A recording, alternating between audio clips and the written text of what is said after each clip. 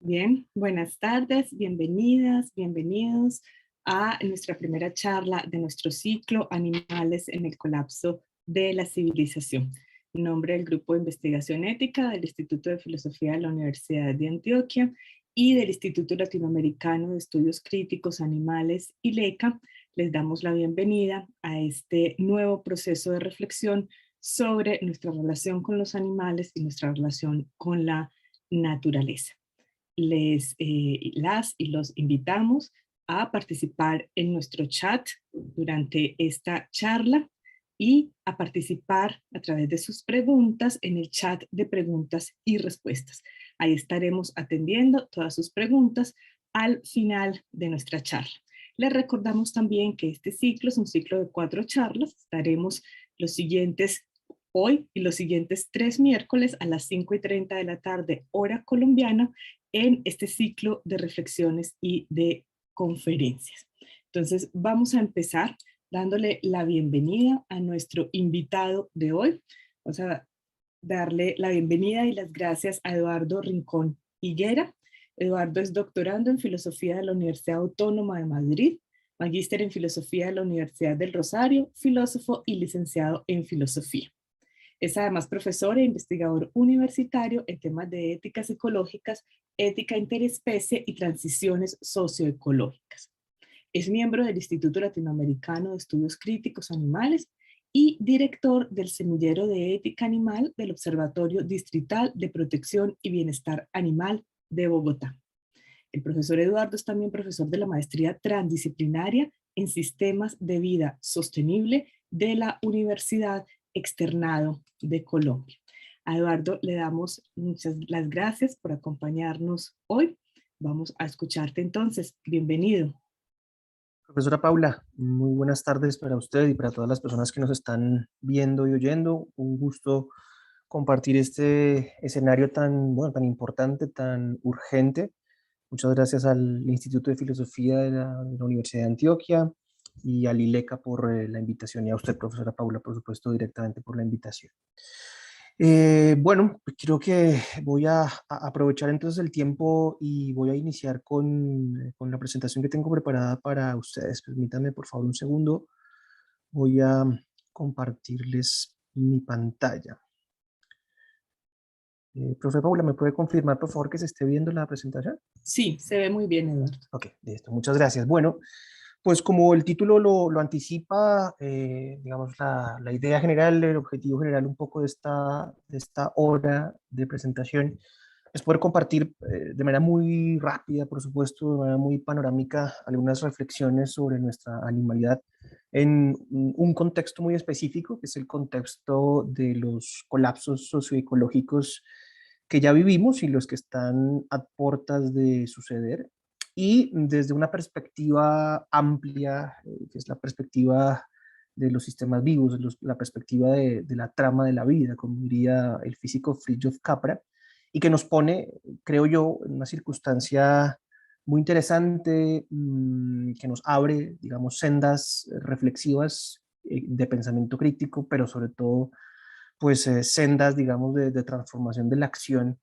hacia otras formas de habitar el planeta Tierra y en sentido estricto, de hecho, hacia otras formas de cohabitar el planeta Tierra, entendiendo este último como un organismo vivo. Digamos, ese es un poco como el contexto amplio en el que quisiera situar algunas de las reflexiones. Por supuesto, las cosas que diría aquí son, digamos, elementos teóricos, ¿no? Son de alguna manera una especie de, si se quiere, hojas de ruta sobre que nos permitirían entender en dónde estamos y hacia dónde deberíamos transitar. Pero por supuesto son escenarios teóricos, ¿no? Que traen implícitamente el desafío de ser llevados a la materialidad. Digamos, ahí está sin duda el desafío más urgente y más importante, justamente ante la urgencia y la inminencia de la situación planetaria en la que nos encontramos. En ese contexto, repito, entonces, los elementos teóricos que mencionaré acá necesitarán siempre procesos muy complejos de materialización, ¿no? Para decirlo de manera simple, procesos muy complejos de aterrizaje a la materialidad socioecológica, y ello implicará, por supuesto, la participación de múltiples actores de la sociedad civil, ¿no? De múltiples instancias que harán que esas transformaciones que necesitamos sean posibles o no, ¿no? Ahí es donde está seguramente el desafío fundamental. Los profesores, las profesoras que estarán en las siguientes charlas de este ciclo tan importante van a centrar una buena parte de sus reflexiones en los animales no humanos, ¿no? Los otros animales con los que cohabitamos el planeta. Yo, digamos, en el contexto de poder abrir este ciclo, quise que nos detuviéramos un poco en nosotros mismos en tanto animales, y por eso las reflexiones que presentaré acá están bastante concentradas en los desafíos que tenemos nosotros como animales frente a ese desafío de cohabitación. Por supuesto, entonces me detendré en muchos escenarios de reflexiones éticas, por supuesto, en ese sentido, filosóficas, pero sobre todo también aludiendo al llamado de una transformación de la vida interna absolutamente urgente y fundamental, que entre otras cosas es un llamado a la transformación de la vida interna que tendría que ir, ¿no?, de la mano, tendría que estar conjugado con escenarios de acción social, con escenarios de praxis muy concretos, con luchas socioecológicas muy fuertes, que implican entonces obviamente colectivización, que implican radicalización en el mejor sentido de la palabra, es decir, en ir a la raíz de los problemas, y que por lo tanto implican transformaciones sociales muy fuertes. Insisto entonces, estas transformaciones individuales, este trabajo en la vida interna, que es uno de los escenarios que voy a proponer, tiene que ir de la mano con esas luchas socioecológicas, y viceversa. Planteo también que las luchas socioecológicas que necesitamos, las movilizaciones, la toma de la política en el sentido también más fuerte de la expresión, necesitan también de un trabajo de revolución de la vida interior. Es un trabajo mancomunado, no excluyente el uno del otro, sino justamente absolutamente complementario, pero que tiene que hacerse de manera simultánea. Para empezar, recordarles, porque seguramente quienes están asistiendo a este ciclo probablemente lo hagan porque no solamente digamos como que están interesados en estos asuntos, sino de repente obviamente también tengan ya bueno, cierto conocimiento de la situación en la que nos hallamos. Aquí simplemente para recordarlo y para, si se quiere, sintetizarlo en una expresión, y es la condición en la que nos encontramos actualmente y uno de los indicadores de los colapsos socioecológicos que vivimos, ¿no? Y es la idea de que nos hallamos en extralimitación planetaria. La humanidad como especie, a través de nuestras acciones individuales, pero por supuesto, sobre todo, a través de nuestras actividades industriales a pequeña, mediana y gran escala, pues han hecho que que hayamos sobrepasado los límites planetarios. Recuerden que esta noción de límites planetarios fue planteada por un grupo de científicas y de científicos liderados por Johan Rockström en el Centro de Estocolmo para la Resiliencia en el año 2009, y que es una expresión muy interesante, un concepto muy interesante, el de límites planetarios, porque nos ayuda, digamos, desde un punto de vista técnico a identificar cuáles son esas líneas rojas que no deberíamos haber sobrepasado como humanidad, pero que lo hemos hecho, y que esta funciona como una de las herramientas a través de la cual funcionan muchas de las estrategias a nivel mundial que se estén realizando para contener, mitigar, aunque probablemente mitigar ya no sea posible, pero por lo menos generar entonces sendas de adaptación a diversos escenarios de cambio climático, para decirlo en términos amplios. La idea entonces de que nos hallamos en extralimitación, además de ser una herramienta técnica, creo que es un indicio, un indicador, una huella, una señal, una pista muy interesante que nos puede ayudar también en nuestras reflexiones ético-filosóficas al respecto. El hecho de vivir allá del límite, sin duda nos compete hacia la reflexión de la vida interna, de cómo vivimos de una manera exacerbada extralimitada y de, por lo tanto, la necesidad de replantear también el tipo de representación que los humanos tenemos sobre nosotros mismos en el contexto de la trama de la vida y poder reencajar dentro de los límites planetarios. Obviamente, un desafío, como les anticipaba al inicio, tremendamente fuerte, que en términos teóricos puede, digamos, decirse de manera rápida, pero que por supuesto a la hora de aterrizarlo a la vida cotidiana, pues causa mucha complejidad. No obstante, si no tenemos estas pistas o estos nortes, pues sería aún mucho más difícil saber hacia dónde tendríamos que transitar. Como ustedes lo están viendo allí en la diapositiva, las líneas verdes describirían un poco cuáles eran esos límites seguros que no tendríamos que sobrepasar si quisiéramos garantizar una sostenibilidad de la vida en múltiples niveles. Y por supuesto las líneas rojas describen esos escenarios que ya se han salido del límite y ustedes ven allí de una manera muy fuerte exacerbados pues el ciclo de nitrógeno, las emisiones de gases de efecto invernadero, la crisis climática, ¿cierto? Que vivimos constantemente en todas las partes del mundo en este mismo instante, y por supuesto el escenario de la pérdida de la biodiversidad. Aquí, digamos, importante hacer el alto, digamos, es que este concepto de pérdida de la biodiversidad es muy funcional desde el punto de vista técnico, porque nos ayuda, digamos, a entender, por supuesto, el escenario de que no vivimos solos en el planeta Tierra, de que no somos los únicos animales que habitamos este planeta, sino que lo cohabitamos con otros animales. Pero siempre me gusta, digamos, como hacer el énfasis en no olvidar que cuando hablamos de biodiversidad, aunque lo estemos usando como un concepto técnico, no podemos olvidar que en realidad estamos hablando de billones y billones de vidas individuales, todas ellas absolutamente importantes y valiosas en sí mismas, muchas de ellos seres sintientes, y en ese sentido, entonces, seres con intereses, sujetos de su propia vida, con capacidades, a los que les interesa su propia vida, a los que en sus vidas les puede ir mejor o peor en términos individuales. No olvidar que ese concepto, digamos, como generalizante de pérdida de la biodiversidad, en realidad engloba formas de vida individuales, cada una de ellas muy valiosas. Me parece importante nunca perder de vista esa observación. El punto, entonces, es que nos hallamos en extralimitación planetaria y a menos que ejerzamos un trabajo muy fuerte a nivel global en términos de decrecimiento, de recogimiento de la especie humana sobre sí misma para reencajar en los límites planetarios, pues a menos de que eso suceda, digo, los escenarios de colapso socioecológico no harán más que agudizarse.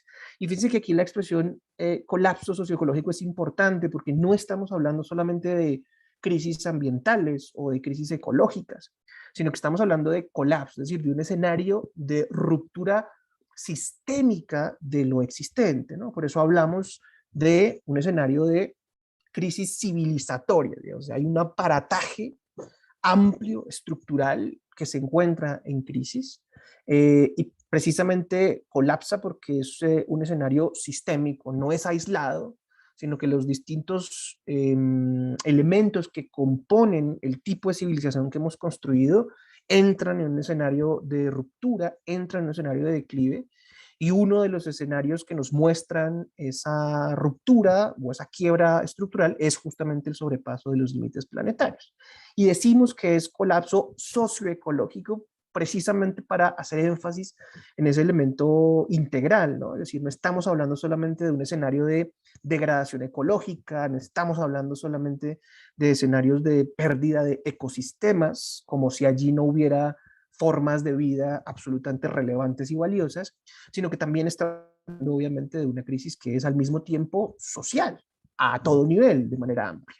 Y lo mismo podríamos decir en el otro sentido, el hecho de que cada vez más sintamos y vivamos, ¿no?, de manera muy intensa la crisis social de nuestros tiempos, no solamente aquella producida por la pandemia, de hecho la pandemia es apenas un síntoma de los colapsos socioecológicos, sino la crisis social a todo nivel que venimos viviendo hace ya varias décadas y que seguirá exacerbándose, pues obviamente no es solo ella, sino que está acompañada y además es detonante de la crisis ecológica. Por eso esa idea de hablar siempre de colapso socioecológico, mostrando la integridad de ese escenario. Si quisiéramos de alguna manera, digamos, resumir la situación planetaria en la que nos encontramos podríamos hacerla encajar dentro de 5 grandes problemas. Es apenas una aproximación, no estamos diciendo con esto que no haya más problemas fundamentales, pero probablemente estos 5 nos ayuden a encajar un poco el escenario. Disculpen un segundo. El primer problema, entonces, que nos permitía, digamos, un poco dar cuenta de ese diagnóstico, sería el problema de escala, ¿no? La idea de que hemos llenado el mundo. De hecho, tal vez, ahora que lo pienso, la expresión más acertada sería hemos saturado el mundo, ¿no? Nuestra carga sobre el planeta ha superado la capacidad de carga planetaria, porque nuestra civilización y todo su conglomerado y toda su tecnosfera ha generado, ¿cierto?, un peso sobre la Tierra en términos no solamente de nuestra estancia, para decirlo en términos técnicos, sino sobre todo obviamente por la alteración de los ciclos de la naturaleza. Y en ese sentido nuestros ejercicios extractivos de aprovechamiento y de desecho, pues por supuesto han terminado por saturar los mecanismos de autorrealización o los mecanismos autopoéticos de la Tierra en tanto organismo vivo. La velocidad y la dimensión en la que extraemos, desechamos cualquier tipo de, entre comillas, materia prima, está exacerbando la capacidad que la Tierra tiene de absorber esos excedentes y poder hacer un ejercicio de transfiguración.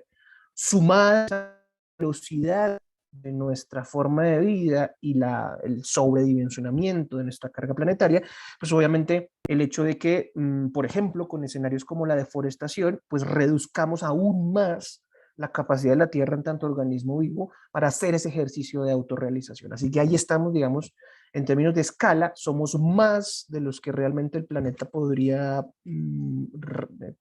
soportar, sobre todo por nuestros hábitos de consumo, vida y producción, y además estamos restando, ¿no?, capacidad, digamos, de recuperación de la naturaleza. Es importante de todas maneras decir, y siempre es importante, sobre todo en el contexto de las reflexiones éticas, que en realidad, aún cuando no logremos evitar los peores desastres de los posibles colapsos socioecológicos, la Tierra seguirá en pie como organismo vivo. Y probablemente la especie humana, si es que llegamos a ese escenario, se extinguirá y con ella muchas especies más se llevará, ¿no? Justamente a través de ejercicios de dominación. Pero la Tierra seguirá en pie, probablemente le costará años o millones de años recuperarse en tanto organismo vivo, pero seguirá. En ese sentido, digamos que también un poco tendríamos que desmontarnos de muchos escenarios mesiánicos y sobre todo muy mediáticos, ¿no?, que hablan de salvar la tierra, en sentido fuerte, en sentido biológico, filosófico también. La tierra no necesita ser salvada, digamos, porque la tierra ha existido millones y millones de años sin humanos y podrá seguir existiendo sin humanos. Ese escenario mesiánico de salvar la tierra tiene mucho que ver con nuestro principio antrópico, ¿no?, con nuestro antropocentrismo y nuestra creencia en una supuesta realidad. No, la tierra seguirá sin humanos. Por eso, digamos, un poco el énfasis de cuál es el escenario futuro que estamos planteando para la propia humanidad y, por supuesto, el escenario futuro que estamos planteando para los demás animales con los que habitamos y que a muchos ejercicios de dominación pues hemos perjudicado sus vidas de manera tremendamente fuerte y radical, ¿no? Ahí tenemos entonces un gran problema, ese problema de escala nuestro crecimiento. Un segundo problema, todos están interconectados, es un problema de diseño, y es que justamente nuestra tecnosfera, ese conglomerado técnico-científico que hemos construido, industrial que hemos construido, va en contra, digámoslo así, de la forma en que está, de la forma en que funciona la naturaleza, del diseño de la naturaleza, que generalmente son diseños circulares o en espirales o en cualquier sentido caóticos, pero no lineales, que son, digamos, un poco las características de nuestros sistemas de producción, ¿no? Extraemos, transformamos, usamos, desechamos. Hay una linealidad allí, hay ciclos que nunca se cierran, y la naturaleza funciona de una manera completamente diferente. Por eso es que es muy importante, o son muy importantes, estrategias muy relevantes, que de hecho ni siquiera son nuevas, sino que provienen de los años 60 o 70, que hablan, por ejemplo, de biomímesis, imitación de la naturaleza para rediseñar conglomerados técnicos industriales, soluciones basadas en naturaleza, que tiene que ver con un aprendizaje de la forma orgánica en que funciona la Tierra y por lo tanto una readaptación de lo humano a ese funcionamiento de lo natural. Y en cualquier caso, en esos dos escenarios, el punto clave es que el decrecimiento es fundamental, ¿no? Sobre todo si estamos pensando adicionalmente en un escenario ético-político, sobre todo muy cargado hacia lo político, de problemas de injusticia social. Y, por ejemplo, muchos escenarios de diseños sostenibles o diseños sustentables que están siempre muy a la moda, pero que no tienen en cuenta escenarios de injusticia social, de desigualdad, de inequidad y de pobreza, y que están apuntándole mucho más a lo que llamamos capitalismo verde, es decir, prácticas que le apuntan a la sostenibilidad, pero que no tienen en cuenta los escenarios de desigualdad. Y por supuesto, aquí siempre vamos a sostener la necesidad de las luchas interseccionales. Detrás de cada escenario de daño ecológico hay problemas de explotación animal y hay problemas de injusticia social. Por lo tanto, la problemática interseccionada tiene que ser abordada de manera interseccional. Un tercer problema en el que podríamos un poco resumir la situación planetaria es un problema de eficiencia. Somos terriblemente ineficientes, ¿cierto? Consumimos mucho más energía y materiales de los que realmente necesitamos. Y aquí necesitamos, obviamente, una ecoeficiencia, pero no una ecoeficiencia en el sentido, digamos, del automóvil eléctrico, que tiene la promesa, digamos, de una electrificación de la flota automovilística sin cuestionar el uso privado del automóvil, por ejemplo, y en ese sentido, pues por supuesto genera una paradoja fundamental, y es que ese aumento de la eficiencia energética, pues también va de la mano con un aumento en el consumo de productos de eficiencia energética. A la larga, a la suma, la diferencia en términos de la disminución del consumo no es mucha. Y sobre todo, no hay un cuestionamiento suficientemente fuerte, por ejemplo, por cuáles son las fuentes, cuál es la matriz energética que alimenta a ese consumo de energía eléctrica. Digamos, países como China, que producen automóviles, por ejemplo, eléctricos a una escala gigante, se concentran casi el 70% de su matriz energética en la quema de carbón.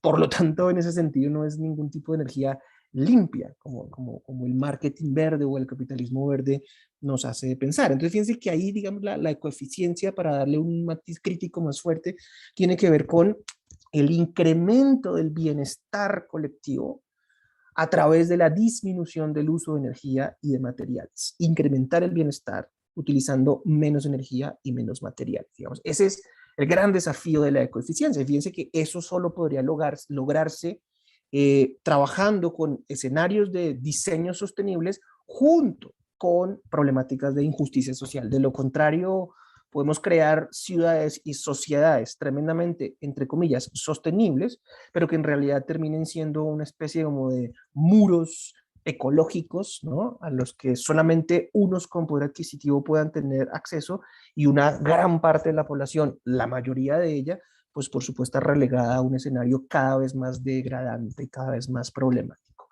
Un cuarto elemento que nos parece fundamental, como el clave en las reflexiones que ya estoy mencionando, pues es obviamente el problema de descontrol y de ilusión de dominio, de descontrol, que sería de alguna manera el problema fáustico, como diría el filósofo español Jorge Richman, es pues el escenario en el que los seres humanos, obnubilados con nosotros mismos, hemos creído tener el control del conocimiento, el control de la vida, el control de la sociedad, y en realidad apenas si podemos controlar cosas de nuestra propia mente. En realidad hay descontrol a todo nivel.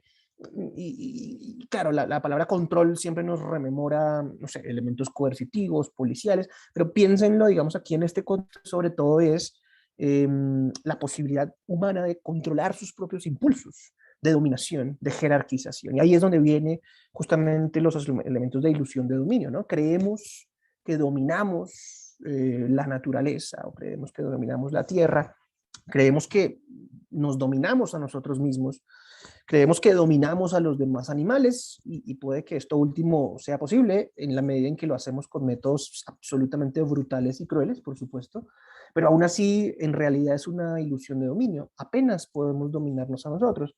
Por lo tanto, aquí hay unas luchas epistemológicas, unas luchas narrativas muy interesantes por crear otras representaciones más allá del dominio y mucho más concentrados en la simbiosis, mucho más concentrados en la cooperación, mucho más concentrados en la interdependencia, ¿no? Más interdependencia, más simbiosis, mucho menos dominio o ilusión de dominio a todo nivel, también de manera interseccional, ¿no? De hecho, los patrones de dominio o los patrones de dominación pues son compartidos y por lo tanto ahí también hay una posibilidad de luchas interseccionales. Y como les decía, pues como siempre se dice, el último pero no el menos importante, pues un asunto de desigualdad radical, ¿no? Absolutamente fundamental, lo estamos viviendo en el planeta.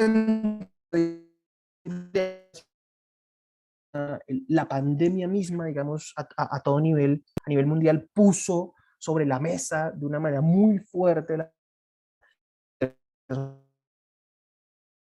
los bienes básicos para la supervivencia y por supuesto puso, digamos, aunque pareciera que no hemos aprendido mucho de eso, pero puso sobre la mesa pues la radical indiferencia que existe sobre el hambre y sobre la inequidad a todo nivel, ¿no? Entonces, fíjense que estos 5 problemas podrían resumir un poco la situación de nuestro tiempo, absolutamente compleja, absolutamente difícil, y desafíos hacia adelante, pues los tenemos todos.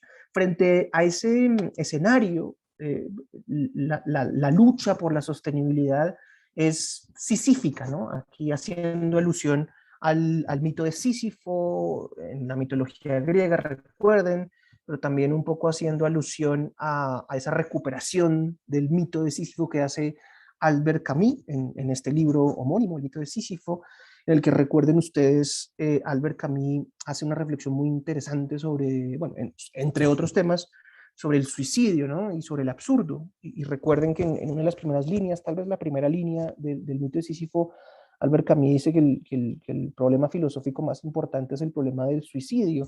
Y probablemente hoy esa sentencia, esa máxima siga teniendo mucha vigencia, solamente que habría que añadirle una palabrita más, y es que probablemente el problema filosófico más importante de nuestro tiempo es el problema del suicidio colectivo, ¿no? Es un poco el escenario al que nos estamos dirigiendo la especie humana y junto con ello a un biocidio y un ecocidio a niveles absolutamente insospechados y sin antecedentes, por lo menos referenciados.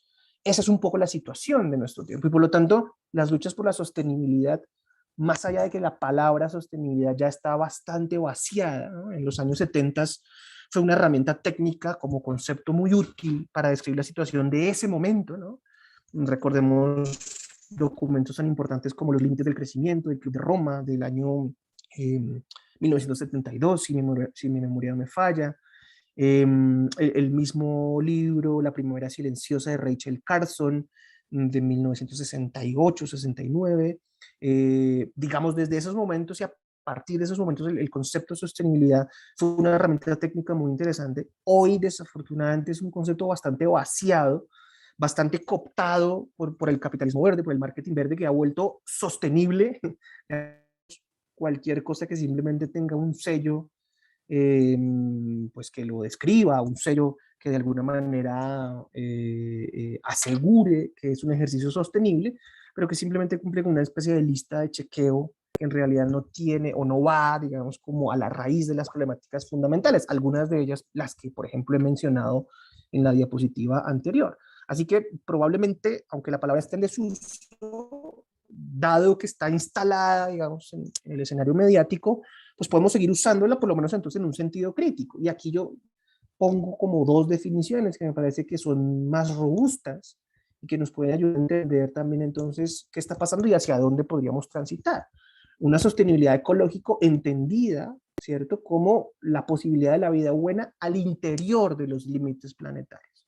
Fíjate que esta definición tiene un elemento ético muy clave, ¿no? La búsqueda de la vida buena, la búsqueda de la felicidad, ¿no?, en ese sentido clásico de la expresión, pasión del carácter, el cultivo de la virtud, pero digamos que entonces tendrá que ser redefinida a la luz de la escasez energética y material de nuestro tiempo. Lo que hoy sea la vida buena o la felicidad en ese sentido fuerte de la expresión no puede estar ajena a la escasez energético y material. Por lo tanto, tendremos que redefinir esa noción de la vida buena, ¿no? Mucho más concentrada o redefinir, no, incluso como recontemporizar, recontemporizar esa expresión, ¿no? Mucho más cercana a la austeridad, a lo descalzo, más concentrada en lo simbiótico, en lo solidario, en lo local, en lo de menor rango, en lo de menor alcance, del decrecimiento en sentido fuerte de la palabra. Porque lo que necesitamos es esa búsqueda de la vida buena al interior de los límites planetarios. Y eso supondrá, recuerden lo que les decía, en el escenario teórico, como norte, digamos, como hoja de ruta, supondrá una conversión radical en la forma en que vivimos, en la forma en que consumimos, en la forma en que producimos. Y muchos de esos escenarios tienen que ver con decisiones individuales, algunos de ellos, otros no, evidentemente. Creo que aquí, espero que esté claro, digamos que no se trata de imponerle todas las responsabilidades éticas al individuo, desresponsabilizando, si se permite la expresión, descargando de responsabilidades a las corporaciones o a los estados o a los conglomerados. Se trata de responsabilidades compartidas, obviamente con todos los gradientes posibles, no me voy a detener en eso, pero también hay unas responsabilidades individuales, evidentemente, ¿no? Y aquí, por lo menos en lo que tenemos a la mano, que es nuestra propia vida interna, requerimos de un escenario absolutamente fundamental de conversión, ¿no? Y aquí digamos que hay una herramienta muy interesante, por ejemplo, para generar otra forma de cohabitación con los demás animales, y es, por ejemplo, tomar la decisión radical de dejar de consumir animales. Es algo que tenemos a la mano en el sentido fuerte de la palabra, porque es una decisión ético-política. Y en términos, digamos, de la posibilidad nutricional de sustituir esa proteína proveniente de animales, pues en Colombia tenemos una amplísima variedad de sustitutos de proteínas vegetales, quiero decir, completamente naturales. No estoy hablando aquí de cuestiones sintéticas elaboradas, sino de frijolitos, lentejas, brócolis, coliflores, etcétera, etcétera, etcétera, con la cual podemos sustituir. Y ahí ya hay una decisión personal absolutamente fuerte, política, que nos pone en este sendero de otra vida buena, una vida buena otra, al interior de los límites planetarios. Ese es apenas un ejemplo, sin duda muchos escenarios más necesitamos. Y como les digo, no se trata de descargar todas las responsabilidades en lo individual, pero por lo menos empezar con ello, que es lo que tenemos a la mano. Y en un sentido fuerte, una segunda definición de sostenibilidad ecológica entendida como la reinserción de los sistemas humanos, ¿cierto?, de la tecnosfera, dentro de los sistemas naturales, dentro de la biosfera. La tecnosfera reencajada dentro de la biosfera. Ello supondrá un desmonte fuerte, contundente de técnicas y tecnologías que simplemente no encajen con los sistemas naturales. Ahí viene de nuevo un tema de soluciones basadas en naturaleza, un tema muy fuerte de tecnologías blandas, un tema muy fuerte también de una transfiguración del sistema mundial en lo que tiene que ver, por ejemplo, con el comercio, con el transporte. El punto clave es que estos escenarios como nortes probablemente incluso llegarán, y permítanme un poco lo cotidiano de la expresión, pero llegarán a las buenas o a las malas, ¿no? A las buenas, permítame de nuevo lo cotidiano de la expresión, a las buenas sería a través de una gran transformación individual, de una gran transformación social hecha a través de la colectivización, de las luchas comunales, de las transformaciones políticas, de los cambios en los diseños, de la construcción de otro tipo de política pública, por ejemplo, etcétera, y que sería lo deseable, ¿no? Es lo que podríamos desear como una especie de transición eh, amable hacia escenarios de decrecimiento, pero probablemente también llegue a las malas. Y si uno quisiera ponerse en el escenario menos optimista, pues probablemente ese sea el escenario en el que probablemente la cuestión de la reinserción de los sistemas humanos dentro de los sistemas naturales llegará a las malas.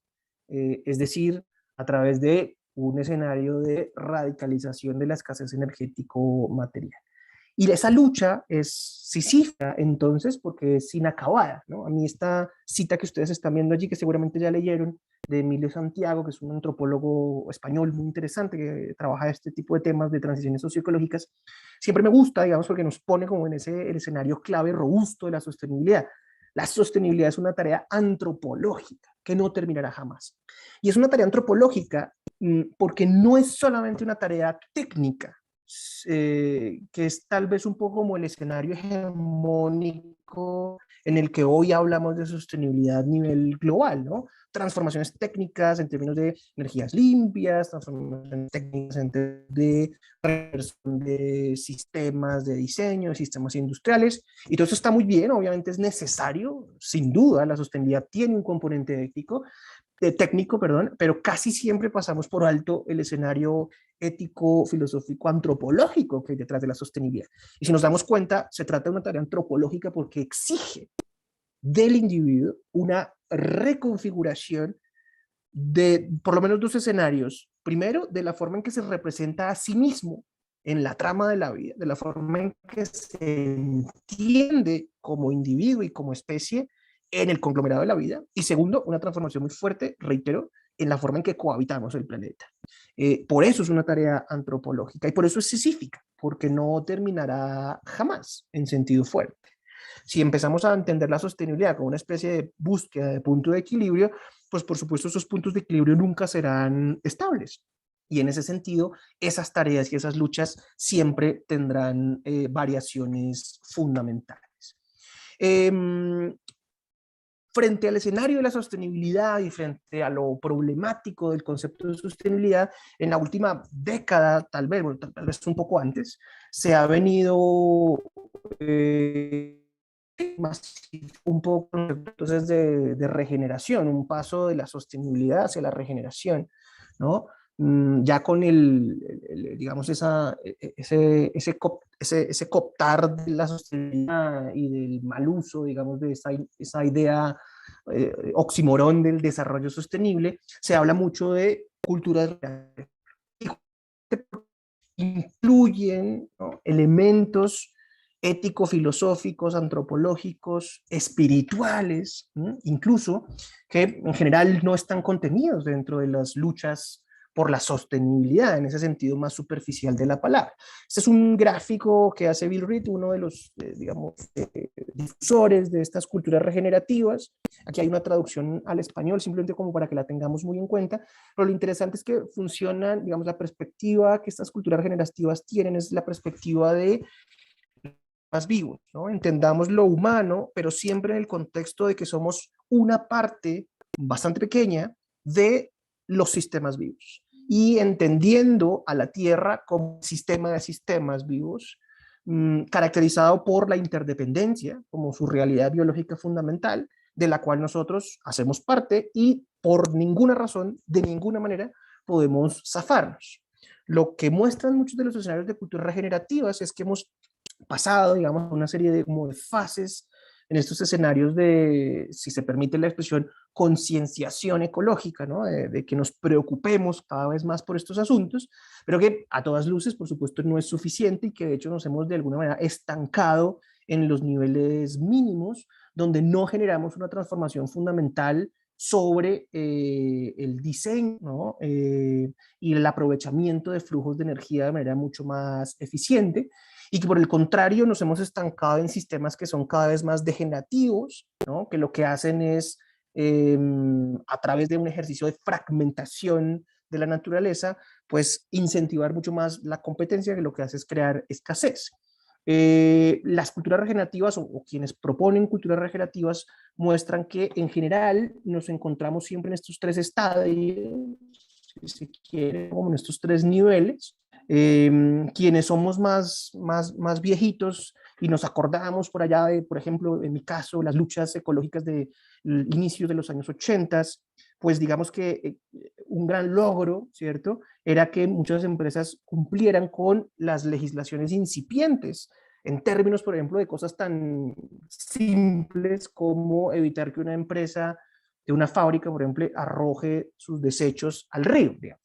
Y digamos, un poco los éxitos eran, oiga, buenísimo que la empresa cumpla con la ley, ya está. Vamos, obviamente sabemos que ese es un nivel tremendamente bajo, que no es el tipo, digamos, de exigencias que necesitamos hoy ante un escenario de colapso socioecológico. Se incrementa, digamos, esa tendencia y sobre todo llega hacia finales de los 90, ¿no?, inicios de los años 2000, y es cuando empieza, digamos, como este fenómeno de lo verde en un sentido fuerte de la palabra, que va más allá del cumplimiento de la legalidad y que empieza a generar toda una narratividad, ¿no?, toda una retórica muy importante sobre lo verde, lo ecológico, ¿sí?, sobre la necesidad de cuidar el planeta, cuidar los recursos. Fíjese que todo eso todavía tiene una lógica tremendamente antropocéntrica, ¿no?, en el que se piensa a la tierra, a la naturaleza, a los animales como recursos, ¿no?, que tienen que ser cuidados, pero que al fin y al cabo son eso, recursos, ¿no?, que todavía no transitan hacia enfoques mucho más organicistas o sistémicos, y que propone una serie de mejoras relativas, pero que en sentido fuerte no están generando transformaciones sociales de fondo, sino que están mucho más concentradas en estos cambios pequeñitos de hábitos, que también son muy importantes, pero que todavía siguen siendo insuficientes, ¿no? Y en la última década, bueno, década y media probablemente, o un par de décadas tal vez mejor, pues ya llega, digamos, este boom, digamos, fuerte de la sostenibilidad, obviamente con el tema de los objetivos de desarrollo sostenible, la Agenda 2030, por supuesto todas las conferencias de las partes, todas las COP, ¿cierto?, que se han organizado en los últimos años, que han alertado cada vez más fuerte sobre el calentamiento global, o mejor, sobre el cambio climático en el sentido amplio de la palabra, y que han, digamos, impuesto la lógica y la retórica de la sostenibilidad de una manera fuerte, en el que se busca una especie de compensación, o por lo menos una especie de punto neutral, en el que no se generen más emisiones, ¿cierto?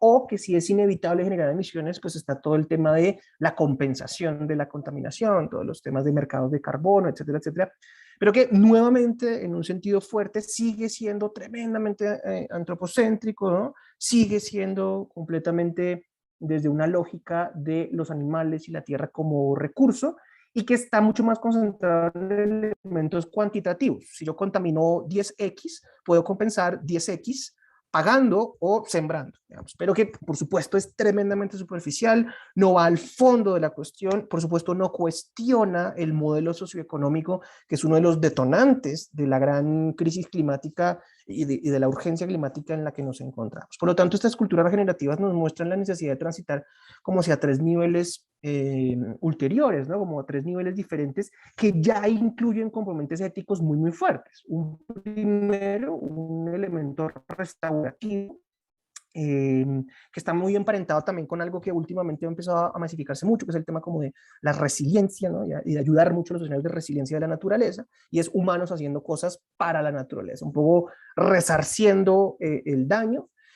Aquí, digamos, por ejemplo, en términos de naturaleza, digamos, todos los elementos de restauración ecológica, todos los elementos de corredores ecológicos, en términos, por ejemplo, de nuestra relación con los demás animales, las estrategias de rewilding, ¿no?, que no sabría cómo lo estamos traduciendo al español, digamos, pero esa es como la expresión, ¿no? Ese rewilding es esa recuperación de espacios, de bosques, para que los animales vivan allí, los animales silvestres vivan de manera soberana en el territorio, ¿no?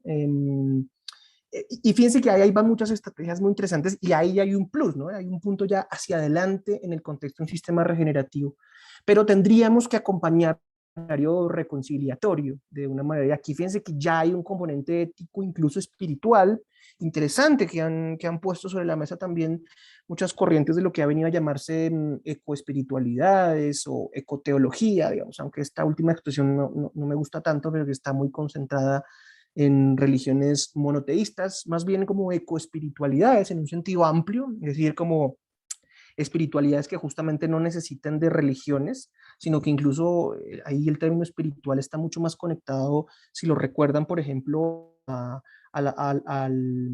por ejemplo, a la transformación de la vida interna de nuestros amigos los filósofos helenistas, por ejemplo, ¿no? Esa conversión espiritual de los estoicos, de los epicúreos, incluso de los cínicos en el sentido fuerte de la palabra, y tiene esa connotación, ¿no? Un trabajo sobre sí mismo, como decía hace un instante, para reubicarnos en la trama de la vida. Y por supuesto un nivel de regeneración es una participación apropiada, ¿cierto? En el diseño de la naturaleza, es decir, de vivir como funciona la naturaleza.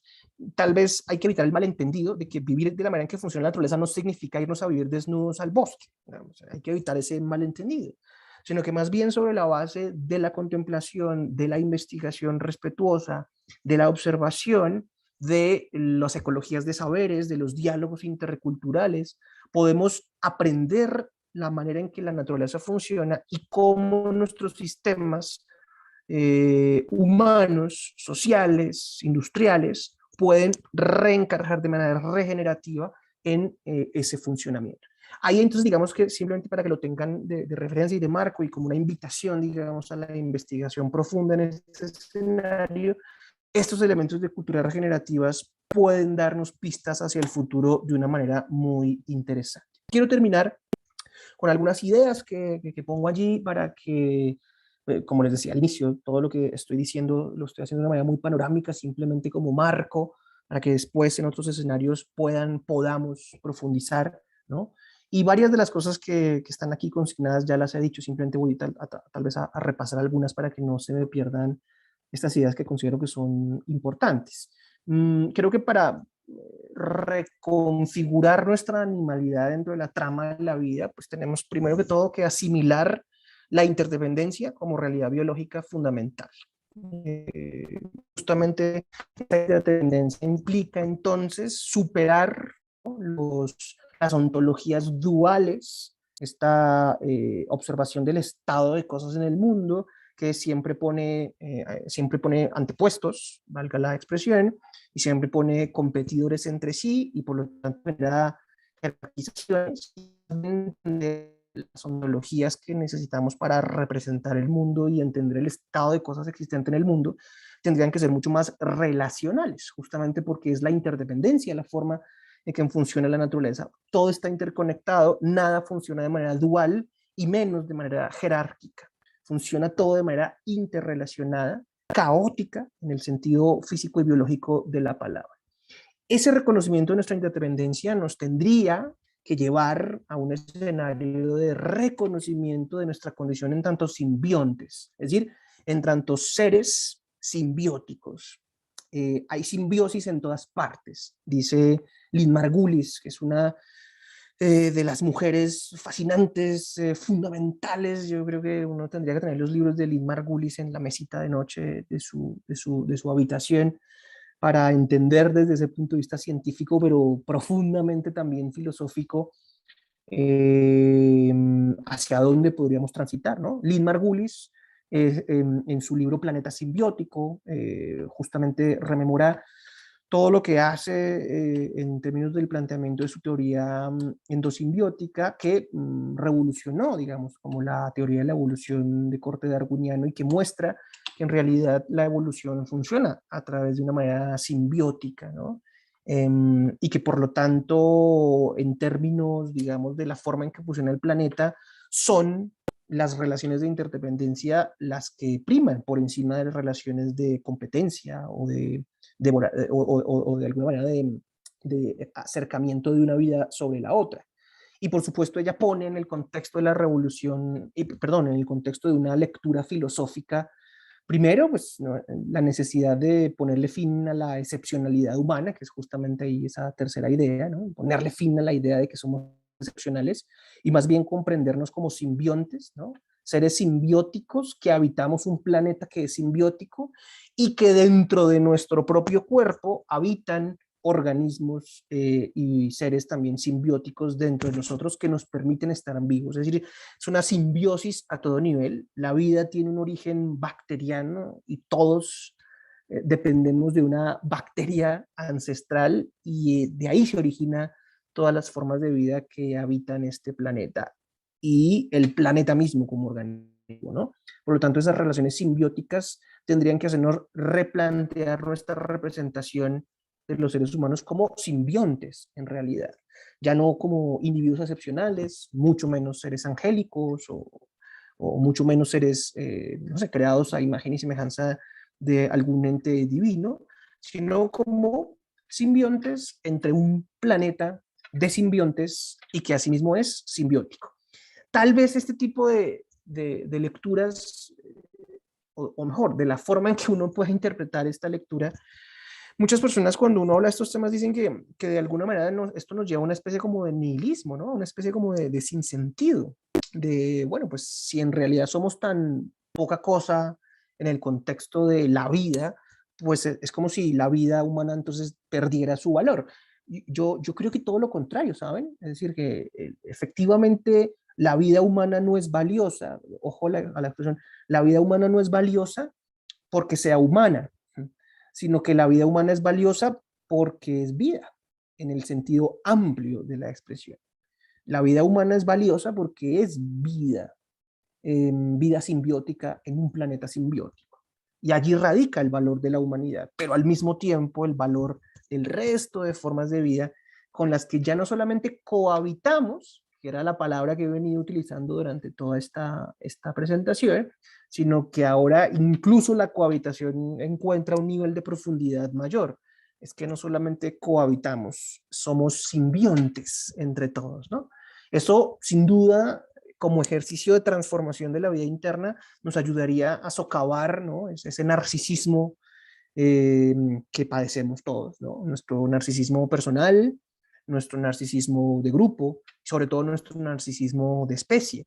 Fíjense que aquí estamos hablando de revoluciones espirituales que implican también entonces el aprendizaje de otras formas de vida en lo comunal, por ejemplo, otras formas de aprendizaje sobre el tipo de escenarios comunitarios que tendríamos que construir y empezar a construir desde ya para transitar a escenarios de escasez energético material.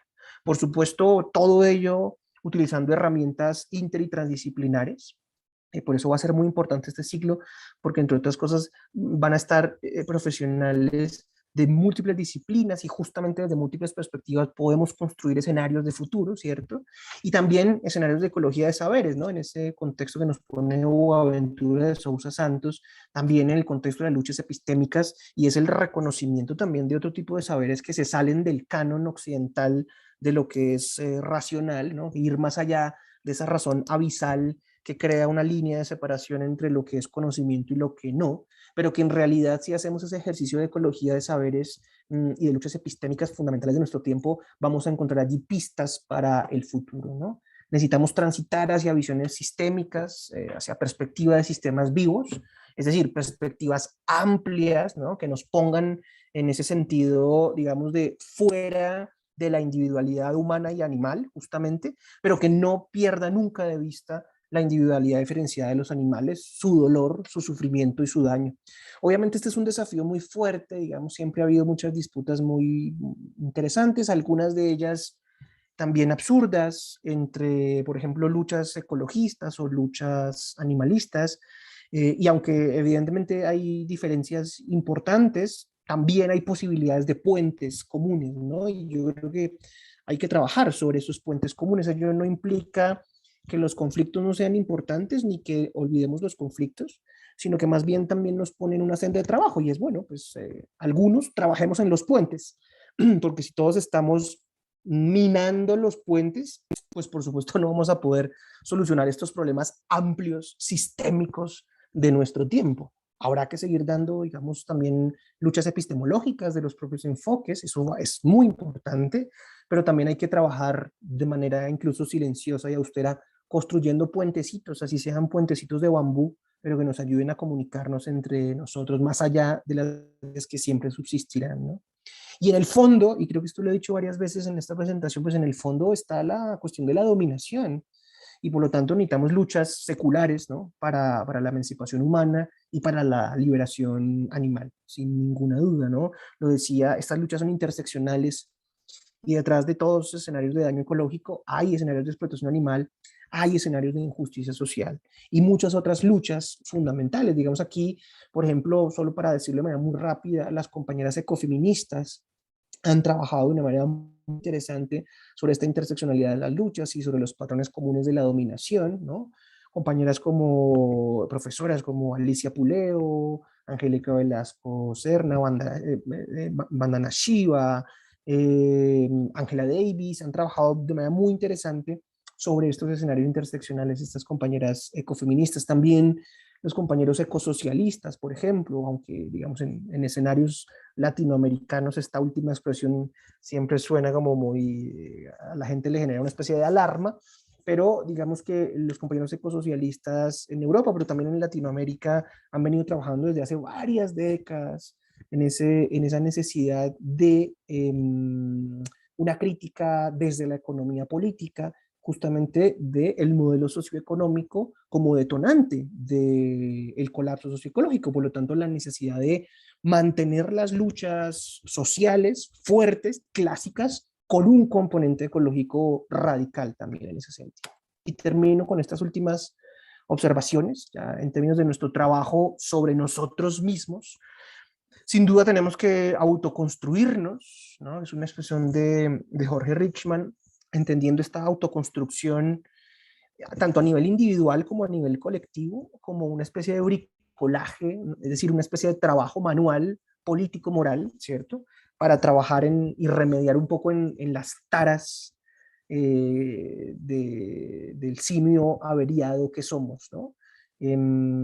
Somos seres desequilibrados en un sentido fuerte de la expresión.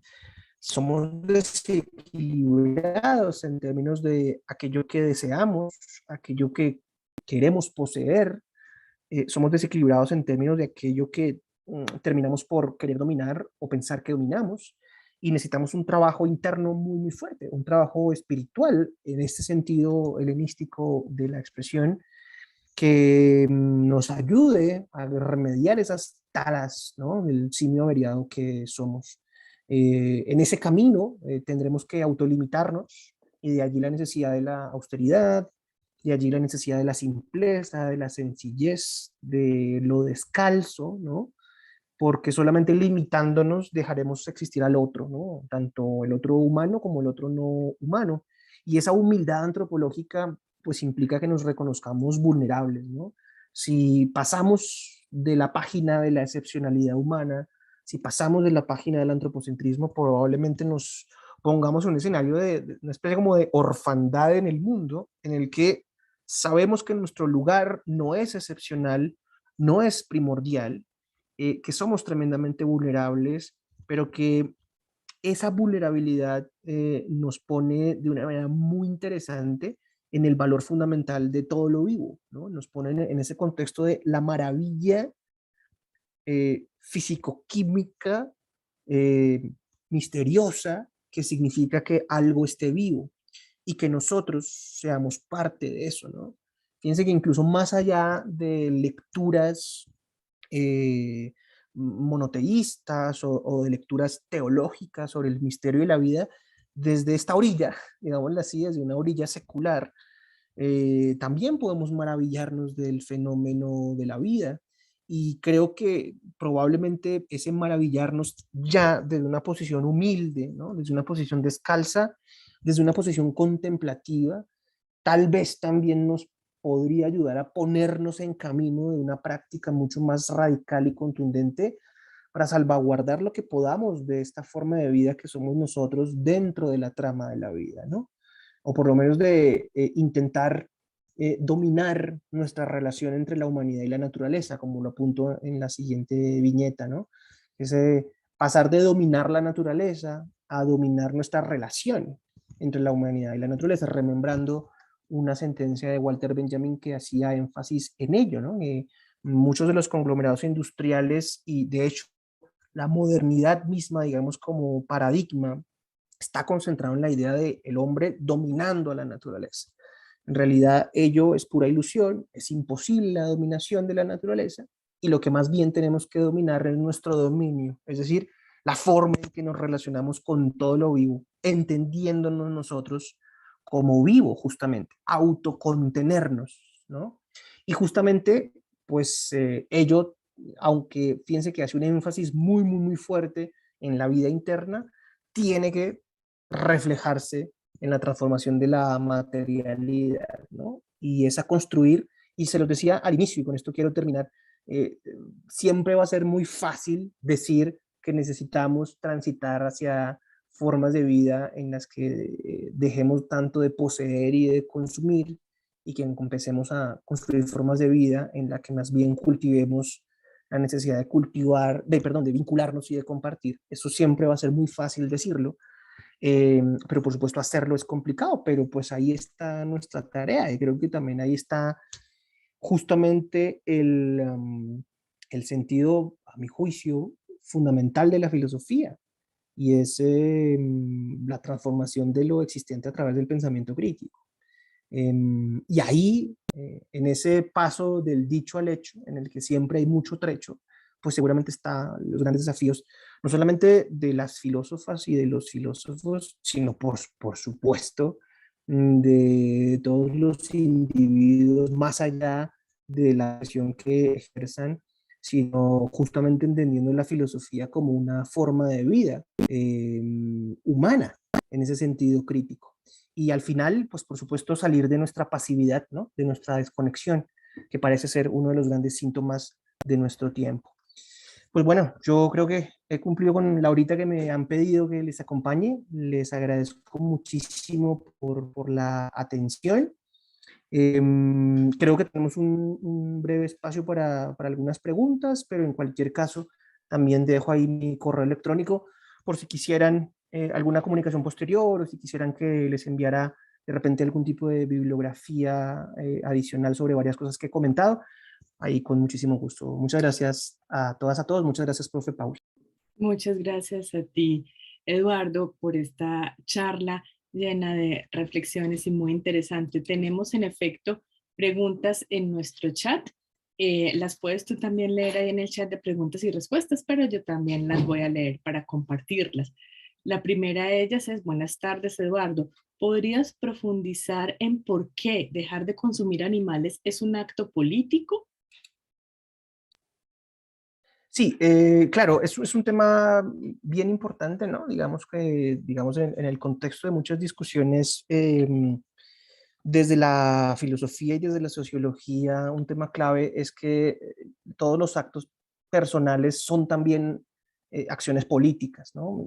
Seguramente la dificultad o un poco como la rareza de ubicar actos personales con actos políticos es que hemos empujado a la política de un sentido clásico fuerte, ¿no? Y es preocupación, por ejemplo, del ciudadano por lo que acontece en su ciudad y entendiendo el acto político como un acto, digamos, transformador de la cotidianidad.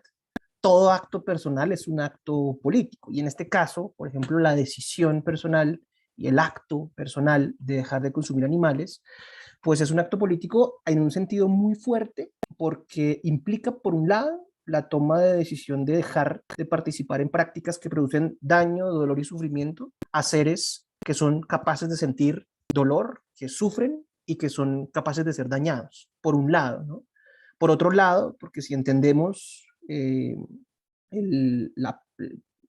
la industria, digamos, de la ganadería y de la producción de carne a partir de la matanza de animales, pues entendemos que se trata, junto con la industria automotriz y la industria de extracción de recursos fósiles, pues de las industrias más contaminantes del planeta por la emisión de gases que genera los animales, bien sea en condiciones tabulada o en condición de ganadería extensiva, pero también obviamente por todas las, entre comillas, externalidades que hay alrededor de el consumo de carne, ¿no? El transporte, la generación, la contaminación de las fuentes hídricas, y además hay unos escenarios de injusticia social muy fuertes detrás de la ganadería, ¿no? Por un lado, pues estamos hablando del consumo de carne también como una especie de indicador incluso de capacidad, un indicador de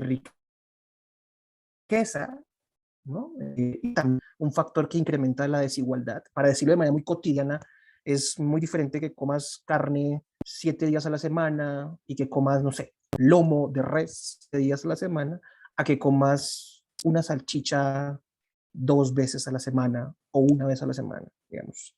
Ahí hay un elemento social de desigualdad y de pobreza muy fuerte, y es que el sacrificio de los animales para mm, que los humanos no tengan hambre, pues no, obviamente no se da de una manera equitativa porque responde a una lógica mercantil bajo un sistema socioeconómico que no está pensando en la distribución equitativa, sino que está pensando en la satisfacción de necesidades siempre y cuando haya capacidad adquisitiva para satisfacerlas, ¿no?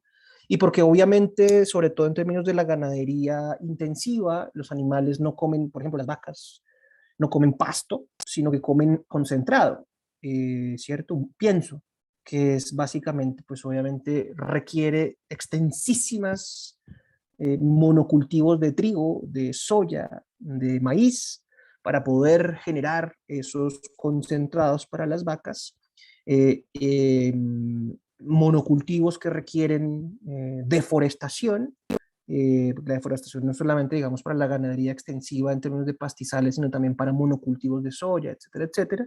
Y por lo tanto genera un problema ahí de daño ecológico tremendamente fuerte que no compensa la inequidad en términos de injusticia social, ¿no? Esos cereales que estamos cultivando, que podrían, bajo una lógica justa de repartición, alimentar a los humanos, pues obviamente en realidad eso no se está viendo reflejado, y en realidad la producción de carne pues termina siendo un pésimo negocio energético, termina siendo un pésimo negocio nutricional, termina siendo obviamente una industria que produce demasiado daño y demasiado dolor a esos individuos sintientes que son sacrificados, y pues termina siendo una industria tremendamente contaminante con el planeta. Digamos, este es un ejemplo de manera muy rápida de cómo un acto tan personal como abstenerse de consumir carne puede implicar una decisión política a todo nivel. Ahora bien, uno diría, el hecho de que yo como individuo deje de consumir carne va a evitar el calentamiento global o a mitigarlo en un sentido radical. No, no, porque estamos hablando de decisiones individuales, evidentemente. Y el impacto en términos individuales, pues por supuesto es bastante mínimo en comparación con lo que necesitamos. Pero probablemente las transformaciones culturales que necesitamos, que son de gran escala, están hechas precisamente de esos actos individuales que en principio parecen mínimos. Incluso más allá de eso, y termino con esto la respuesta, más allá de eso, incluso estamos hablando de escenarios de obligatoriedad moral, que no tendríamos por qué de todas maneras estar calculando en términos de las consecuencias globales que pueda producir, sino que lo estamos pensando, de hecho, un ejercicio de una especie de ética de la virtud que nos haga reflexionar sobre el hecho de que no deberíamos producir dolor a seres que sienten dolor, como en este caso estamos hablando con los animales en la ganadería. Gracias, Eduardo. Esta pregunta era de Mariana Calderón. Gracias, Mariana, por la pregunta. Vamos con la pregunta de Andrea Giraldo. Ante la realidad biológica de la interdependencia, ¿se puede retomar la propuesta de Kropotkin de la solidaridad y la cooperación como relaciones que priman sobre la competencia al interior de la naturaleza? Y con ello sería posible pensarnos más allá del marco axiológico individualista. ¿Nos Y puedes recomendar autores que hayan pensado esa relación hombre-naturaleza más allá de la competencia y predominancia del más fuerte? Sí, no, de hecho, justamente esta pregunta está muy interesante porque justamente Kropotkin, que termina siendo como uno de los, sí, como fundadores del anarquismo, por ejemplo, pone el principio de la ayuda mutua como elemento fundamental, digamos, para la construcción de la sociedad. Y justamente él, varios de los estudios que realiza para proponer el principio de ayuda mutua, es una investigación muy pionera, digamos, de su tiempo, con datos obviamente muy escasos, dado el momento en que fue escrito este libro de la ayuda mutua, sobre la forma, por ejemplo, en que funcionaban las sociedades de abejas o las sociedades de hormigas. Fíjense que incluso uno podría decir, ahí hay un ejercicio biomimético político muy interesante. Cómo funcionan ciertos animales sociales, en este caso, por ejemplo, abejas, hormigas, y cómo podríamos emular, ¿no? Hacer mímesis de esos modelos sociales a la hora de construir sociedades humanas. Obviamente aquí ese y tal vez la problemática de muchas de estas propuestas tiene que ver sobre todo con la escala a la que podemos reproducir esos escenarios de ayuda mutua, insisto, que están mucho más cercanos al anarquismo. Quien ha profundizado en esto de manera muy interesante, o quienes han profundizado en esto de manera muy interesante, son las compañeras y los compañeros del ecologismo social, que son anarquistas estadounidenses. Ahí está, por ejemplo, Murray Bookchin o Bookchin, que es quien propone la idea del municipalismo libertario, por ejemplo. Está también Janet Viel, que habla sobre igual municipalismo libertario, ecología social.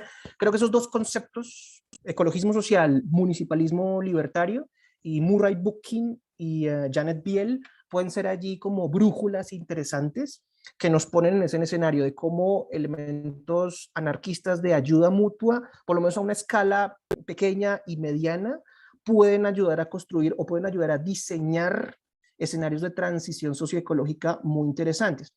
Para poner dos ejemplos concretos, por ejemplo, hay movimientos de ciudades en transición en el mundo entero. Y las ciudades en transición, precisamente algunas de ellas, no todas, comparten o aplican mejor principios del municipalismo libertario, del anarquismo de Murray Bookchin, y crean modelos sociales basados justamente en la gestión generalizada de la demanda, por ejemplo, una reconversión energética fuerte, un tema de producción local digamos, que incorpora, por ejemplo, la agroecología.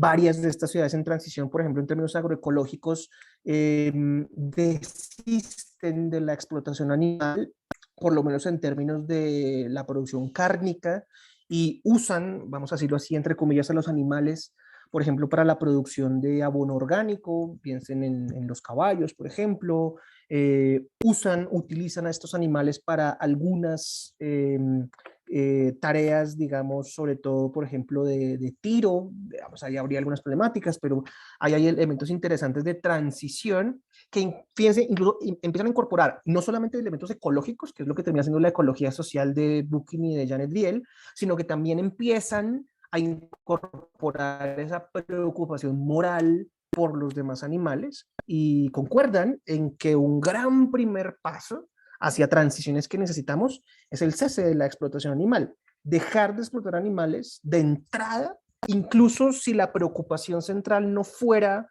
la vida individual de esos animales, de entrada puede generar unos entornos de regeneración completamente diferentes y muy reales, ¿no? Muy materiales. Aquí ya no estoy hablando de este plano, digamos, de lo teórico en el que he estado durante toda la hora, sino aquí ya estamos hablando de unas transformaciones materiales muy, muy fuertes. Les invito a que miren un poco, a que echen una miradita a esta idea de movimientos ciudades en transición, con luces y sombras, pero ahí hay ejemplos interesantes. Bien, Mariana y Andrea agradecen las respuestas. Eduardo, Yasmín Hurtado pregunta, buenas tardes, ¿cuáles pueden ser las contribuciones de la filosofía para favorecer el cambio de comportamientos de los grupos humanos en aras de garantizar la transición hacia una sociedad más sostenible? Yo lo resumiría en dos expresiones, filosofía como pensamiento crítico, ¿no? Yo creo que ahí ese es el primer elemento fundamental, la filosofía como una punta de lanza en ese contexto de la filosofía práctica, de las éticas aplicadas, y es la filosofía como herramienta develadora de injusticias, develadora de complejidades que se escapan, digamos, a la revisión superficial y que exigen entonces una revisión profunda que el pensamiento filosófico en tanto herramienta puede ayudar a cultivar. Primer elemento, entonces, filosofía como herramienta para pensamiento crítico, no como martillo para ir desglosando esos elementos monolíticos. Kafka tenía esta expresión no hablaba de la filosofía, sino de la literatura, pero creo que aquí puede funcionar. De hecho, incluso la filosofía como género literario, crítico. La literatura como un hacha para romper el mar helado que hay dentro de nosotros, ¿no? Yo creo que ahí está una de las potencias fundamentales, filosofía como herramienta para el pensamiento crítico y filosofía como herramienta para la transformación espiritual. De nuevo, insisto, en este sentido helenista de la palabra, la filosofía como forma de vida, y es la filosofía como praxis de la conversión de sí mismo. Y trayendo esa idea a nuestro tiempo, la filosofía como una conversión espiritual que nos haga entender que somos simbiontes, interdependientes en la trama de la vida y que no somos seres excepcionales en ningún sentido de la expresión, pero que a pesar de no ser seres excepcionales, somos valiosos, no por ser humanos, sino somos valiosos por ser vida en el sentido fuerte de la palabra. Gracias, Eduardo. Tenemos la pregunta de Sebastián Toro, que da las buenas tardes y dice gracias por la presentación. Desde lo expuesto y sus perspectivas, ¿cuáles son las ontologías y epistemologías que buscan separar la comprensión dualista de naturaleza y sociedad en Occidente? Mira, Perdón, discúlpame, que es que corrige aquí Sebastián, no. Me dice que en vez de separar es superar, entonces la vuelvo a leer con su corrección. ¿Cuáles son las ontologías y epistemologías que buscan superar la comprensión dualista de naturaleza y sociedad en Occidente? Creo que así es como quiere que la lea. Sí, no, gracias por la pregunta también. Bueno, digamos que ahí, más que decirles cuáles son esas ontologías, les propongo justamente los ejercicios de revisión epistemológica que plantean autores como Boaventura de Sousa Santos, en su ya clásico libro Epistemologías del Sur del 2009. Justamente él allí propone un método que él llama la sociología de las ausencias y la sociología de las emergencias, y es precisamente sacar a la luz todos esos saberes que se escapan al canon occidental, que es justamente un canon dualista, y que nos ponen en la consideración de nuevas relacionalidades. Obviamente, ahí estamos hablando, por ejemplo, de saberes orientales, por ejemplo, muchas formas de budismo. De hecho, el concepto de interdependencia es un concepto budista, digamos, que llega hace relativamente poco al mundo occidental. Para el budismo, en el sentido fuerte de la palabra, pues por supuesto todo es, en el sentido fuerte de la palabra para el budismo, nada existe, sino que todo interexiste. Y por lo tanto, nada es separado de nada. Todo es en la medida en que está conectado con todo. Por ejemplo, ahí hay una epistemología y una ontología absolutamente, digamos, radicalmente relacional, ¿no? Que vale muchísimo la pena explorar. Digamos, para aterrizar eso en un sentido de lo ecológico, hay un pensador estadounidense que se llama David Loy, que tiene un libro que se llama Ecodharma, que justamente es algo así como lecciones budistas sobre el cambio climático o algo por el estilo, pero el título es Ecodharma, ¿no? Y es como el Dharma, digamos, como la enseñanza fundamental del Buda, pero aplicada a la crisis ecológica. Ahí hay elementos muy, muy interesantes. Hay una autora fascinante también que se llama Joanna Macy, es una filósofa norteamericana, profesora budista también, además, estudió muchísimos años budismo en la India, en Nepal también, y tiene un libro de hace unos años que se llama Esperanza Activa, y que de nuevo nos pone en ese escenario de ontologías relacionales. Entonces, digamos, les decía, Boaventura de Sousa Santos en Epistemologías del Sur nos da como herramientas para ir develando, para ir haciendo emerger esas otras epistemologías, es decir, esos otros marcos de conocimiento que no nos ponen en la dualidad, sino en la relacionalidad. De una manera incluso más aterrizada, el antropólogo colombiano Arturo Escobar, en su libro, por ejemplo, Autonomía y Diseño, la realización de lo comunal, o en su libro Sentipensar con la Tierra, o en su libro Una minga para el postdesarrollo, también nos va dando no solamente herramientas para comprender esto de las ontologías relacionales, sino nos va dando ejemplos muy contundentes de ontologías relacionales que tienen una realización en lo comunal, ¿no? Él hace, por ejemplo, en Sentipensar con la Tierra y en Autonomía y Diseño, hace un trabajo muy interesante en el Pacífico colombiano, donde justamente muestra esos otros saberes, esas otras epistemologías, esas otras ontologías que permiten una alternatividad de la comunal. a ver, pues sin ir más lejos, Francia Márquez sale de ese trabajo de ontologías relacionales y de realización de lo comunal, ¿no?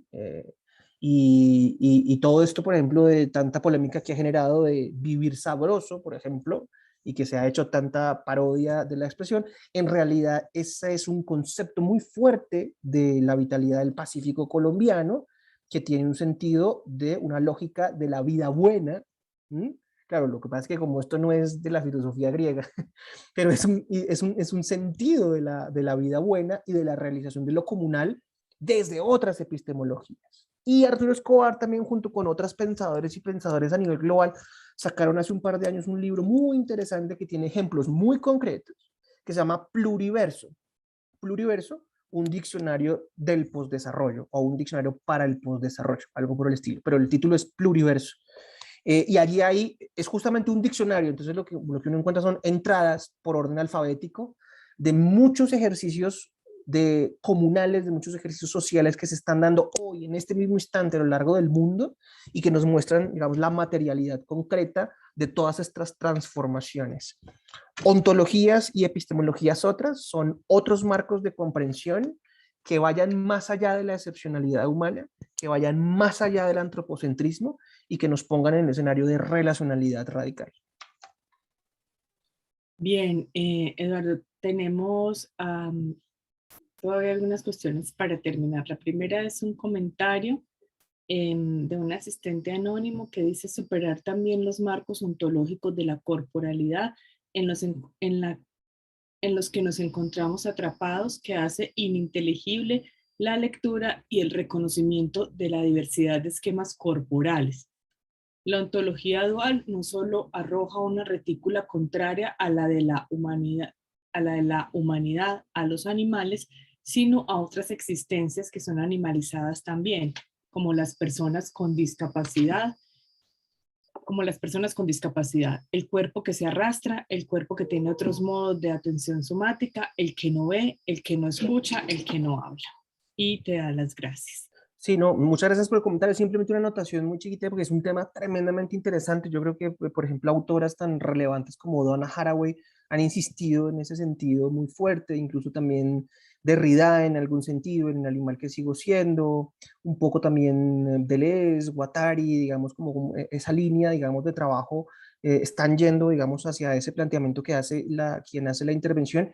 Permítanme la cuña, y sé que Paula me la va a permitir, pero en la página de la revista del Instituto Latinoamericano de Estudios Críticos Animales, van a encontrar, si mi memoria no me falla, un par de números dedicados a estos asuntos de la corporalidad y de la animalidad, ¿no? Yo creo que ahí, para quienes les interesan esos temas, ahí van a encontrar un repositorio muy interesante en nuestra revista del Instituto, www.revistaleca.org. Perdón ahí por la cuña, pero creo que ahí encuentran repositorios muy interesantes sobre este tema y, por supuesto, en general sobre lo que llamamos estudios críticos animales. Así es, ya les compartimos el enlace para que puedan buscar nuestra revista que tiene muchos números ya y podrán encontrar mucha variedad en estas temáticas. Este asistente te dice que también su Naura Taylor tiene la misma perspectiva con sus animales de carga, con el texto animales de carga. Y terminamos, voy a unir aquí un comentario de Liz y una pregunta de Lorena Menacho. El comentario, bueno, no, en realidad es una pregunta de Liz, son dos preguntas. ¿Por qué la gente piensa que las personas que no comen animales se creen mejor que los demás? Y Lorena Menacho pregunta, buenas tardes, mi pregunta es, el asumir nuestra animalidad como cohabitación e interdependencia para con otras especies, ¿no significa también una relación de codependencia alimentaria como sucede entre todas las demás especies animales no humanas? Es decir, no evitar el consumo de animales, sino ingresar a la cadena alimenticia. ¿Sería posible? Terminamos entonces con estas dos preguntas, Eduardo. Sí, no, me parecen muy acertados los comentarios porque son intuiciones muy generalizadas, ¿no? Y frente a lo primero, Sí, yo creo, estoy de acuerdo. Digamos, hay un error fundamental en exhibir algún tipo de superioridad moral el hecho de no consumir animales. Creo que eso es obviamente absolutamente equivocado. Creo que, y hay que decirlo en un sentido crítico y autocrítico, es un error que cometen muchas personas que se identifican como personas veganas, por ejemplo, o personas vegetarianas, por lo menos, porque evidentemente no hay nada de superioridad moral en el hecho de no consumir animales. Creo que es, de hecho, la puerta de entrada, sería una especie como de paso mínimo para uno empezar a generar transformaciones fuertes, radicales, auténticas en la forma en que cohabitamos el planeta. Me parece que no es el punto culmen, es decir, quiero decir, la meta no es que la meta no es el veganismo. El veganismo es una herramienta, el veganismo es un instrumento, el veganismo es una decisión personal con un trasfondo ético, político, económico muy fuerte, pero no tendría por qué generar ningún tipo de superioridad moral. Creo que sin duda es un error de personas que tienen esa perspectiva. Creo que no hay un elemento que implique excepcionalidad. Y creo que esto precisamente es un llamado a lo que en algún momento de la presentación decía. Al final tenemos que reconocer la humildad antropológica y socavar el narcisismo de especie, el narcisismo individual y el narcisismo de grupo. Así que si estamos hablando de revoluciones espirituales, pues estamos hablando también de cultivo de la humildad y de la sencillez.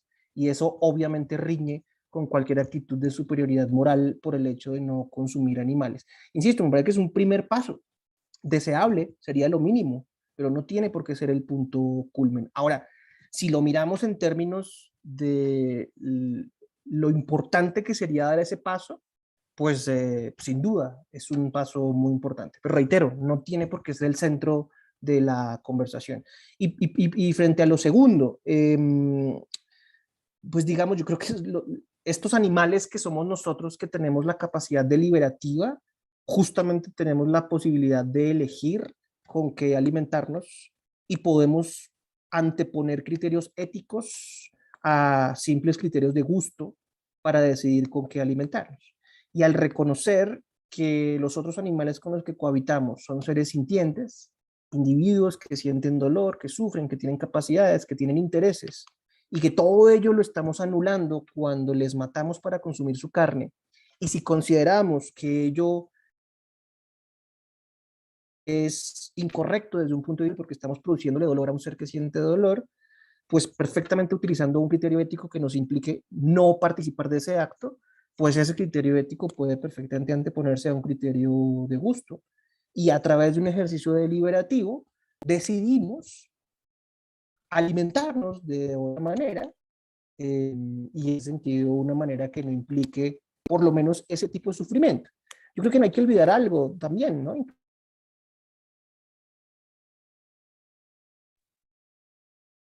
Eduardo, ahí te nos perdiste.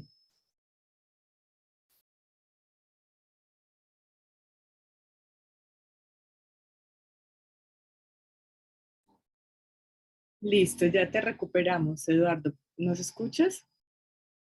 Regresé. ¿Me Sí, escuchan? sí, nos quedamos yo creo que no hay que olvidar algo, esa última parte no la escuchamos. No, ¿me repites lo último? Perdóname, que recuerdo que qué. Que no hay que olvidar algo, nos estabas diciendo, estabas concluyendo, se nos perdió la última parte. Ah, bueno, sí, no, les decía que de todas maneras recordemos, y esto sí, efectivamente con esto estaba terminando, que incluso la producción de alimentos vegetales, pues también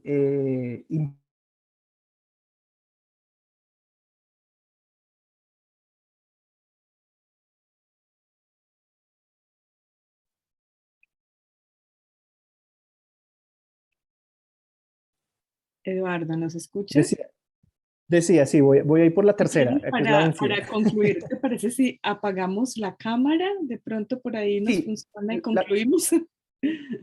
Sí, sí, porfa. Yo ya aquí apagué la mía para evitar. Perfecto. Concluyo con esto, para terminar esa idea, y es que incluso también la producción de alimentos agrícolas, la producción de vegetales, pues también implica en muchos sentidos injusticias sociales, por ejemplo, ¿no? Y también hay escenarios de dolor y de sufrimiento detrás de eso. Por ejemplo, si lo pensamos en términos de la industria agroalimentaria a nivel mundial, el uso de químicos, pesticidas, obviamente allí también hay dolor y sufrimiento en este.